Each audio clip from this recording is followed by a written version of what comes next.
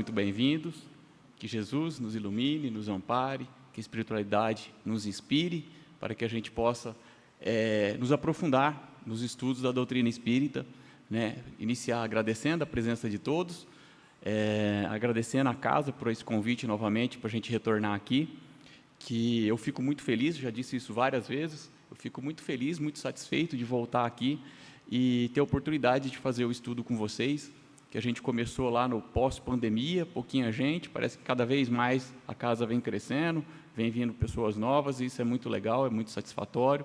A gente vem desenvolvendo, nas nossas terças-feiras, o estudo sistematizado, ou seja, avançando item a item, capítulo a capítulo do Evangelho de Jesus, e essa é uma metodologia muito interessante que a FEB nos propõe, para que a gente consiga entender a profundidade dos ensinos que Kardec nos traz, para que a gente compreenda os ensinos de Jesus, né? Chegamos no capítulo 27, né? Semana passada, né, iniciamos o capítulo 27, mas já estamos no penúltimo capítulo do Evangelho segundo o Espiritismo. E eu acho interessante a gente observar que nesse capítulo, né, Kardec nos traz uma passagem de Marcos, né? Seja o que for que peçais na prece, crede que obtereis e concedido-vos será o que pedirdes. E ele dá o título desse capítulo, Pedi e Obtereis, e ele vai se debruçar sobre a prece. E essa passagem, junto com aquela passagem, né, que a fé transporta montanhas, muitas vezes é utilizada, né, como um mecanismo para atrair a gente, para a gente entender que tudo que eu pedi eu vou obter, que Deus está conosco para facilitar a nossa vida, e não é bem assim, né? E esse capítulo eu acho um capítulo bem interessante da gente observar, que é o penúltimo, como eu disse. O capítulo seguinte, o capítulo 28, é o capítulo de coletânea de preces. Então, Kardec quer dizer para a gente, né, que os 26 capítulos que a gente teve anteriormente, né, os 3 primeiros, Kardec nos dá uma base. Como assim uma base? Ele vai falar sobre a gente, sobre a vida futura, a vida espiritual. Ele coloca esse dogma que a gente acredita, na imortalidade da alma. Ele vai falar sobre o fundamento da reencarnação, né, por meio das nossas várias vindas que a gente tem, a gente vai se aprimorando, vivendo experiências, essas experiências vão nos trazendo conhecimento para que a gente provoque a nossa evolução, e a lei da imortalidade, né, que nós somos almas imortais, que vivemos experiências carnais para nos aprimorar, e de acordo com as nossas escolhas, a gente pode evoluir ou se manter no mesmo nível. E aí, do capítulo 4 até o capítulo 11, ele se debruça sobre o Sermão da Montanha, que é interessante a gente observar que no Sermão da Montanha, Jesus dá todo o enredo da nossa conduta moral, e Kardec passa esses 8 capítulos só falando sobre o Sermão da Montanha, nos trazendo tudo o que a gente precisa entender para que a gente consiga se modificar internamente, para que a gente faça a nossa reforma íntima. Então, se a gente se debruçar do capítulo 11 até o capítulo, do capítulo 4 até o capítulo 11, a gente vai ter ali todos os detalhes para praticar a nossa reforma íntima, para que a gente se modifique e busque a espiritualidade, para que a gente entenda os ensinos que Jesus nos traz com a nossa conduta moral. E aí, do capítulo 12, na sequência, ele mostra que à medida que eu tenho uma base sólida, que eu consigo praticar a minha reforma íntima, que eu me transformo, seguindo os preceitos que Jesus nos ensina, eu começo a transformar, a modificar as pessoas que estão ao meu redor, e aí, com a modificação dos meus familiares, do meu ambiente de trabalho, eu começo a fazer uma reforma coletiva e promover uma evolução que é um passo lento e depende individualmente de cada um. Cada um tem que se propor a fazer isso. E aí a gente chega no capítulo 27, que ele vai dar uma ferramenta para que a gente execute tudo isso. A nossa reforma íntima, a nossa reforma coletiva, que antes da gente querer modificar o mundo, a gente tem que se modificar. E aí, nesse capítulo, ele vai falar sobre essa ferramenta que é a prece. Então, ele intitula ali, Pedi e Obtereis, no sentido da gente se colocar em prece, para que a gente consiga fazer essa conexão e executar. A gente tem uma ferramenta para executar a nossa reforma íntima. E aí, na sequência, no capítulo 28, ele vai dar um modelo de preces, né, já finalizando o Evangelho. Então, esse capítulo eu acho um capítulo fundamental da gente observar que transcorreu todos esses anos da gente fazendo esses estudos, e aí ele vem com a chave de ouro, mostrando para a gente a ferramenta que a gente precisa para que a gente esteja disposto a fazer a reforma íntima e se modificar, que é a proposta da doutrina espírita, a nossa modificação interna. Antes da gente se debruçar, né, do item 5 ao item 8, que a gente vai falar sobre eficácia da prece, né? Anteriormente, semana passada, a gente falou sobre a qualidade da prece. Então, o Dalma aí dispõe no YouTube, no canal do YouTube. Quem não teve oportunidade de participar do estudo ou não absorveu todos os conhecimentos, volta lá e ali tem quais são os mecanismos para que a gente faça uma prece com qualidade.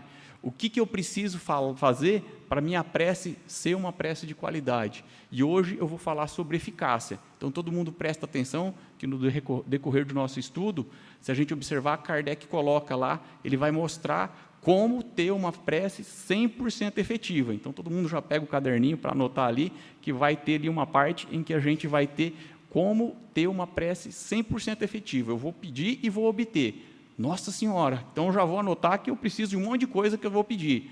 Ali, daqui um pouco a gente vai entrar nesse detalhe específico para a gente ter esse entendimento. Antes da gente falar sobre esse estudo, eu queria falar sobre uma pessoa que é um médico, ele chama Viktor Emil Frankl. Ele é um médico do século XX, ele viveu praticamente o século XX inteiro, né? De 1920 a 1997. Ele era psiquiatra e neurologista. No meio popular, ele não é tão famoso, mas no meio da terapia, da psicologia, ele é muito conhecido e o seu contemporâneo, na verdade, o seu mentor é muito mais famoso para a gente, que é Freud. Os dois são austríacos, né? Na verdade, nessa época, nós temos 3 autores que viveram na Áustria, né, que desenvolveram metodologias de terapia, de estudo da mentalidade. Freud, com a psicanálise, né, em que ele propõe que os nossos instintos básicos, nossos instintos primordiais, sexuais, eles são o que nos leva a atitudes que podem nos trazer transtornos. Adler é a segunda escola de Viena, que trata a terapia individual, e a terceira escola é feita por Viktor Emil Frankl, que não é muito o que eu quero falar, né, não é onde eu quero focar.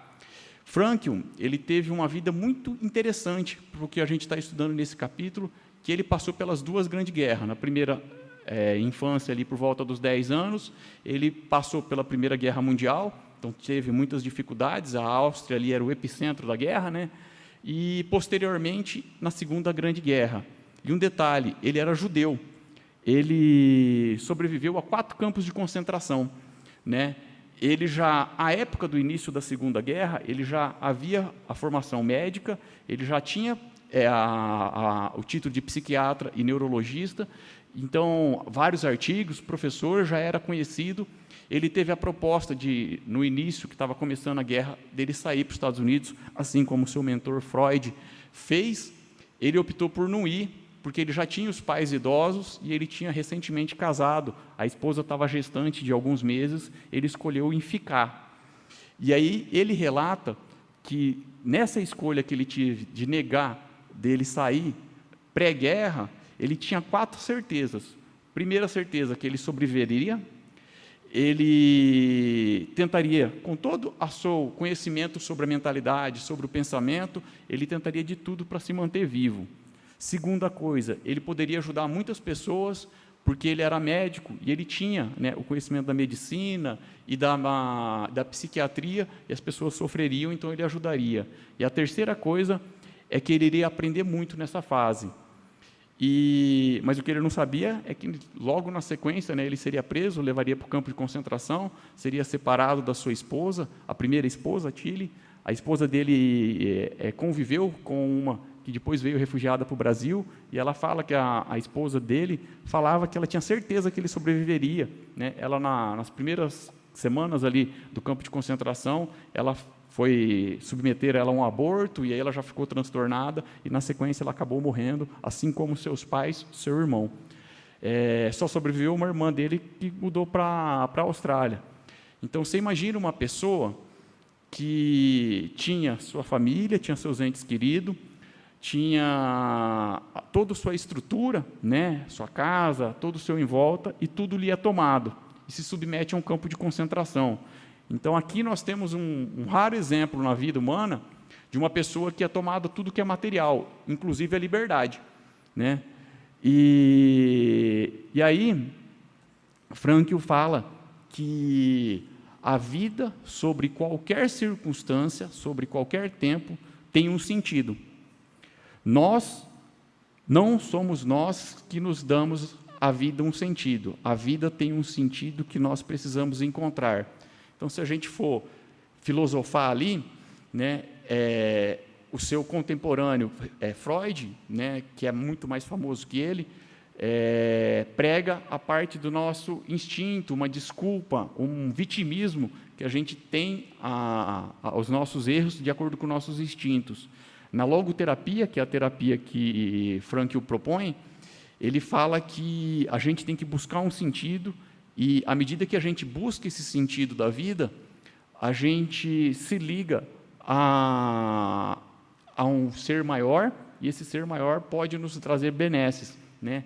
Lógico que na sua terapia, como é uma terapia psiquiátrica, ele não coloca a parte religiosa, mas ele era judeu, muito religioso, e ele fala num livro que chama Em Busca do Sentido da Vida, muito bom, que ele retrata essa experiência nos 4 campos de concentração. Ele fala que ali ele percebia que tinha 2 tipos de pessoa, analisando o comportamento dessas pessoas. As pessoas que, ao perderem tudo que é material, se desesperavam, e aí se submetiam a tudo, judeus que auxiliavam os nazistas contra os judeus para ter algum tipo de benesse, e as pessoas que, mesmo perdendo tudo que tinha, se dispunham a auxiliar o seu próximo. E ele percebe que esse tipo de pessoa eram as pessoas que tinham um sentido religioso mais amplo, que tinham uma ligação com Deus maior. E ele observa também que as pessoas que sobreviviam ao longo dos anos, dos 4 anos que ele passou no campo de concentração, não eram as pessoas fisicamente mais fortes, e sim as pessoas que tinham um mental mais desenvolvido, que tinham um sentido da vida mais profundo, uma religiosidade mais expressiva, que conseguia suportar todos aqueles tormentos naquele ambiente totalmente hostil. E aí ele fala, né, que o sentido da vida não é uma resposta. O sentido da vida é uma resposta, não uma pergunta. Então, é interessante para a gente refletir sobre isso, né, que quando a gente se liga à espiritualidade, nós temos muitos questionamentos, mas às vezes não são as questões que vai trazer o nosso sentido, e sim as respostas que a gente tem durante a nossa vida. E terminando a guerra, né, ele já havia, durante o seu processo de graduação, feito um atendimento, né, aos jovens que estavam cometendo suicídio no decorrer da Primeira Guerra Mundial. Muitos jovens cometiam suicídio, e aí, com o término da Segunda Guerra, ele sendo liberto, 37 quilos ele saiu, ele faz uma clínica para tratar mulheres suicidas, né, que tinham perdido seus pais, maridos, filhos. Então, havia um grande número de suicidas. Por conta disso, em 1979, ele é indicado ao Prêmio Nobel da Paz. O único problema é que ele concorreu com Madre Teresa de Calcutá, né? E aí, quando ela soube que ele seria, né, o seu concorrente, ela entra em contato com a banca e pede para tirar ela. Ela fala que ela não queria, que ele merecia muito mais que ela, por conta que seria muito mais importante ele ter esse reconhecimento que ela não fazia questão de ter. Mas a banca, né, era impossível concorrer com ela, e ela acabou levando o prêmio. E aí ela tem uma passagem interessante, a Madre Teresa, que o repórter pergunta para ela, nesse ganhar essa notoriedade, quando ela ganha o prêmio Nobel, ela pergunta assim, você que sempre está em prece, você que é uma pessoa religiosa, o que você pergunta para Deus em prece? Ela pensa e fala que ela não fala nada, só escuta. Ela fala assim, eu não falo nada, só escuto. Aí meio que dá um bug na cabeça do repórter, né? Fala, mas e aí, o que ele responde? Ela falou assim, ele não fala nada, ele só escuta. E é sobre isso que a gente está falando, né? Essa conexão que a gente tem com o alto, né? Que é buscar esse sentido. Às vezes a gente quer questionar, a gente quer pedir, e muitas vezes o mais importante é a gente fazer essa conexão, né? Às vezes a gente vai fazer uma prece, a gente só fala palavras decoradas, a gente faz uma palestra falando várias palavras, mas o expor o que está dentro do nosso coração, a gente acaba esquecendo, e isso que acaba sendo importante. Então, nesse sentido, né, o que é uma prece? Lá na questão 659 do Livro dos Espíritos, Kardec pergunta para a espiritualidade, o que é uma prece? Percebam que interessante. A prece é um ato de adoração. Orar a Deus é pensar nele. Orar a Deus é pensar nele, é aproximar-se dele, é comunicar-se com ele. Então, para a gente ter uma prece eficaz, né, como a gente estudou semana passada, a gente precisa pensar em Deus, se aproximar dele e se comunicar com ele. E aí a gente tem um link interessante, que se a gente for fazer, na primeira questão do Livro dos Espíritos, Kardec pergunta para a espiritualidade, o que é Deus? Deus é a inteligência suprema, causa primária ou primeira de todas as coisas. Então, se eu for fazer o link entre essas duas perguntas, se eu tenho que me aproximar, pensar nele, e a prece é um meio de adoração, eu vou adorar, eu vou me ligar, eu vou me aproximar da inteligência suprema. Eu vou fazer uma escolha de buscar um sentido do ser mais inteligente que a gente tem na Terra. Então, talvez aqui a gente já tenha uma primeira resposta, né? Que se a gente vê que nós temos livre-arbítrio e se nossas escolhas que a gente faz diariamente nos levam a cometer erros e equívocos, a gente se ligar, a gente praticar a prece diariamente, se ligando ao alto, como a gente aprendeu na semana passada, para ter uma qualidade de prece, a gente vai obter as respostas que são do ser mais inteligente, a inteligência suprema. E ainda Kardec nessa questão continua. Tem 3 coisas que podemos propor por meio da prece. Louvar, né? A gente esquece muito de louvar, né? Às vezes a gente não sabe o que é louvar. Se eu tenho um artista, né, que faz um filme, um artista que faz uma música, algo nesse sentido, louvar seria eu engrandecer essa pessoa. Nossa, essa música é muito bonita, esse autor é não sei o quê. Então, às vezes, a gente esquece de fazer louvar a Deus. Por quê?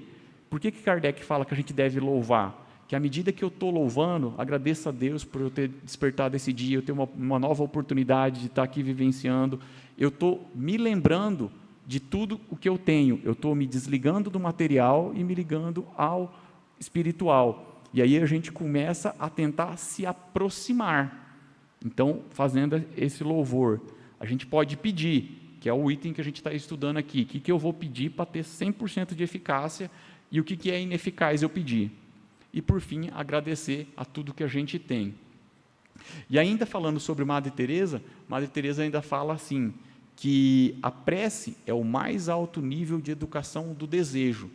Então, eu me colocar em prece, eu estar educando o meu desejo. Então, se a gente for parar para pensar nisso que ela fala, tem muito sentido com tudo isso que a gente está falando. Se eu vou lá colocar em prece e falar, Pai amado, eu estou devendo, eu estou precisando dos números da Mega Sena. À medida que eu for começar a raciocinar, eu vou ver que não tem sentido eu pedir isso para Deus, porque Deus não vai estar disposto a passar isso daí, né? Então, a gente está educando o nosso desejo. Se eu estou educando o nosso desejo e eu estou se aproximando, eu estou me colocando a dispor, eu estou me comunicando com um ser mais inteligente, isso vai trazer benefícios que, como eu disse, por isso que esse capítulo é o 27, é o penúltimo capítulo, que vão me guiar para tudo que eu estudei nos outros 26 capítulos, né? E aí a gente continua, né? Que Kardec tem os seus 5 livros e ele tem a maior produção literária de Kardec, está na Revista Espírita. E ele fala, lá na Revista Espírita de janeiro de 66, um pouco sobre prece. Eu peguei um trechinho, lá são quase 3 páginas que ele decorre sobre prece, que vejam só, que a gente está entrando na parte que eu falei, onde minha prece vai ser 100% eficaz. Além da ação puramente moral, então, quando eu faço uma prece, ela vai despertar a minha conduta moral. Então, aqui ele já coloca isso. A prece tem a intercessão na minha conduta moral. O Espiritismo nos mostra, na prece, um efeito, de certo modo, material, resultante da transmissão fluídica. Quer dizer, então, às vezes, quando eu faço prece, eu me coloco em contato com a espiritualidade superior, eu recebo uma certa ação fluídica, isso me dá um bem-estar físico. Em certas moléstias, sua eficácia é constatada pela experiência, como demonstrado na teoria, né? Eu estou um pouco ansioso, eu faço uma prece, eu me sinto um pouco confortável. Rejeitar a prece é, pois, privar-se de poderoso auxílio para o alívio dos males corporais. Então, a prece, ela age na minha conduta moral, mas também, agindo na minha conduta moral, ela tem um reflexo no meu corpo físico. E agora vem a parte interessante, estamos chegando onde eu queria chegar. Depois da prece, se está fraco, se sente mais forte. Se está triste, mais consolado. Então, o que ele está querendo colocar aqui? A prece tem o poder de me modificar internamente. Se eu estou me sentindo mais fraco, se eu estou me sentindo nervoso, se eu estou me sentindo angustiado, se eu estou com ciúmes, se eu estou com um mal-estar psicológico, esse mal-estar é refletido à medida que eu faço o louvor, eu começo a agradecer, eu entendo toda a grandiosidade da espiritualidade, e aí eu começo a me sentir mais calmo, mais tranquilo, aquele mal-estar que eu estava tendo, devido a uma angústia, de um nível de pensamento que eu estava tendo, começa a melhorar. Tirar do homem, a prece é privar o homem de seu mais poderoso suporte moral na adversidade. Então, nos momentos de adversidade, de dificuldade, a coisa que eu tenho que fazer é entrar em prece para que eu possa me acalmar, para que eu possa me reestruturar, para que assim eu consiga achar o meu sentido da vida, como o Frankl fala, que assim eu me ligue à inteligência suprema, à espiritualidade, e eu possa tomar atitudes que me removam desse local onde eu coloquei. Pela prece se eleva a alma, entra em comunhão com Deus, identifica o mundo espiritual, desmaterializa-se. É isso que a gente está comentando. Então, na hora que eu estou entrando em prece, eu estou preocupado, bati o carro, estou desesperado, vou ter que pagar a conta, aquilo me começa a dar tremor, eu começo a ficar desesperado, começo a dar um mal-estar, à medida que eu começo a me acalmar, que eu começo a me colocar em contato com a espiritualidade, eu me sinto mais tranquilo, eu me desmaterializo, eu me desligo do material e me ligo ao espiritual, isso me dá um bem-estar, isso é benéfico. Condição essencial de felicidade, de sua felicidade futura. Sem prece, seus pensamentos ficam na terra, ligam-se mais e mais às coisas materiais. E é isso que a gente está falando, né? A gente pode estudar a doutrina espírita, entender a importância da nossa reforma íntima, mas se eu não pratico, se eu não coloco em prece, eu começo a me ligar ao material, eu começo a me importar com o quê?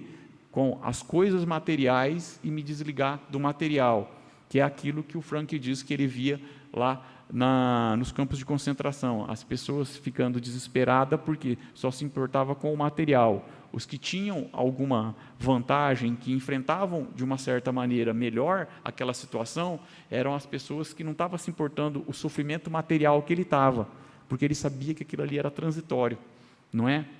Daí um atraso em seu adiantamento. Aí chegamos ali no clímax que todo mundo quer saber. O que Deus lhe concederá sempre? Esse aqui eu já tirei ali já do trecho final ali do item 7 ali do Evangelho segundo o Espiritismo. Depois, quem quiser dar uma olhada. Então, o que Deus concederá sempre? Então, aqui a gente vai ter Kardec nos falando que se eu fizer uma prece, vai ser 100% atendida. Se ele o pedir com confiança. Então, primeira coisa, a gente tem que ter confiança, tenho que pedir de uma maneira correta, assim como a gente estudou na qualidade da prece que eu tenho que executar. Então, eu vou ter o quê? Que eu vou pedir e vou ter sempre o amparo da espiritualidade é coragem, paciência e resignação. Percebam, se eu pedir, me colocando em contato com a espiritualidade, seguindo os parâmetros que a gente estudou na semana passada, eu vou ter coragem para enfrentar minha dificuldade, eu vou ter coragem para me dispor e me modificar intimamente, que eu preciso modificar. Eu vou ter paciência de enfrentar aquela doença que eu tenho que enfrentar, que às vezes a gente quer o quê? A gente quer o remédio, a gente quer a solução da doença. Mas se eu pedir, eu quero me curar de tal doença, muitas vezes não vai ser atendido. Agora, se eu pedir paciência para entender que eu preciso passar por aquela doença, que aquela doença é uma doença que talvez eu teria que passar, enfim, paciência, eu vou ser sempre atendido.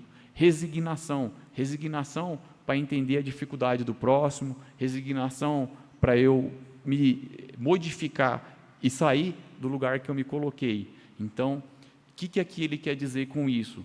Quando eu me colocar à disposição na prece, sempre que eu pedir virtudes, eu vou ser orientado pela espiritualidade. A espiritualidade vai me auxiliar para eu ter virtudes, para eu sair dessas dificuldades.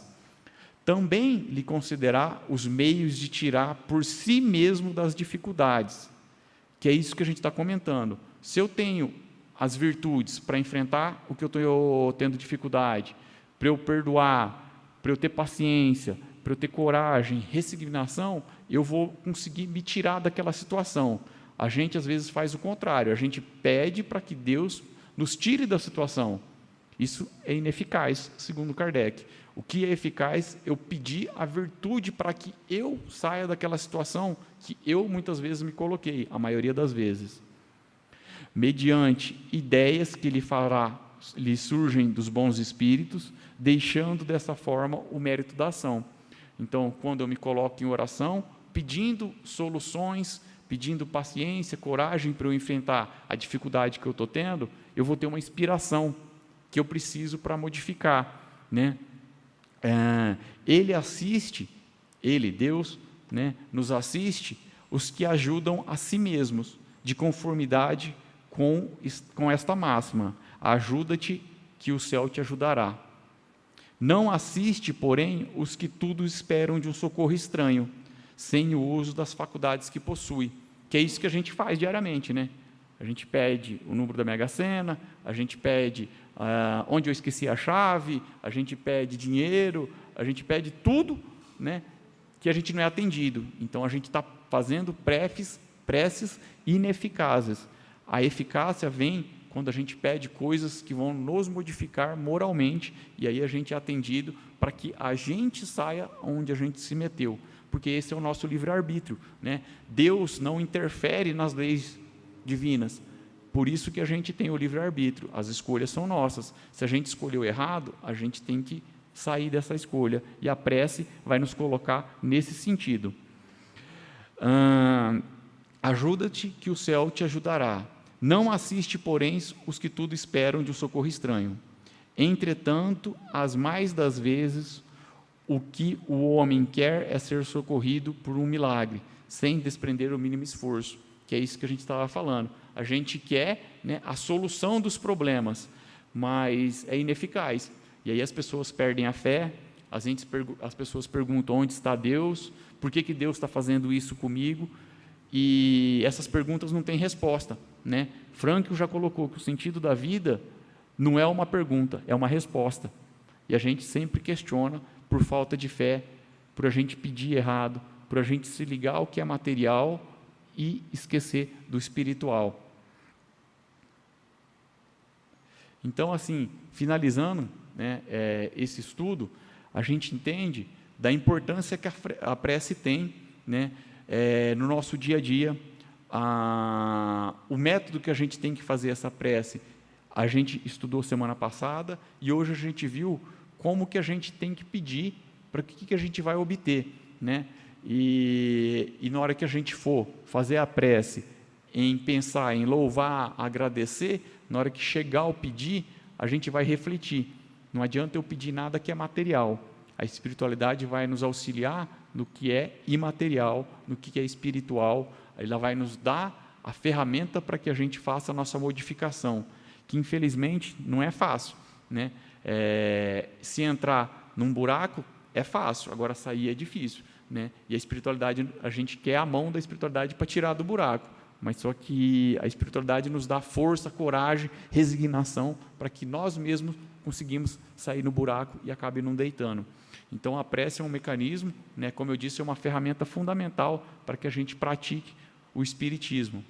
No livro Correio Fraterno, né, Emmanuel coloca assim: Senhor, que saibamos agradecer a Tua proteção e a Tua bondade nas horas de alegria e de triunfo. Entretanto, que nos dias de aflição e de fracasso, possamos sentir conosco a luz da Tua vigilância e da Tua bênção. Que a gente se ligue cada vez mais ao que é espiritual, que a gente cada vez pratique mais a prece, cada vez mais e mais, para que a gente consiga se desenvolver, se aprimorar, e cada vez mais a gente se desenvolva no sentido que Jesus nos tenta dar o nosso norte, que às vezes a gente se perde, né? A espiritualidade está aí para nos auxiliar, e Jesus é o nosso guia e modelo para que a gente possa seguir. Então, obrigado a todos, que Deus nos abençoe hoje e sempre.